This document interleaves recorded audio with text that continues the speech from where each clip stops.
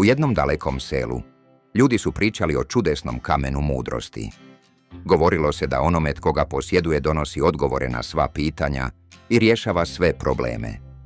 Mnogi su ga tražili, ali nitko ga nikada nije pronašao. Jednog dana, mladić po imenu Ivan odlučio je krenuti u potragu za kamenom mudrosti.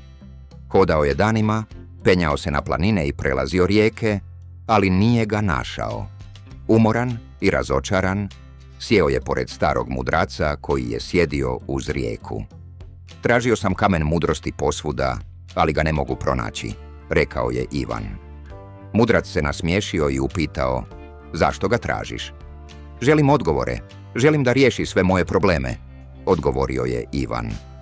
Mudrac je uzeo običan kamen sa zemlje i dao ga Ivanu. Evo ti tvoj kamen mudrosti.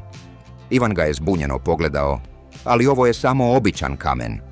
Mudrac se nasmiješio i rekao, kamen mudrosti nije stvar, to je način razmišljanja. Svaki put kad naiđeš na problem, razmisli o njemu kao da imaš kamen mudrosti u rukama. Nije kamen taj koji donosi odgovore, već ti sam. Sada idi i koristi svoj kamen mudrosti svaki put kad ti zatreba. Ivan je ponio kamen sa sobom i shvatio da nije potrebno tražiti mudrost daleko. Ona se nalazi u njemu samome. Poruka. Mudrost nije nešto što trebamo pronaći izvan sebe.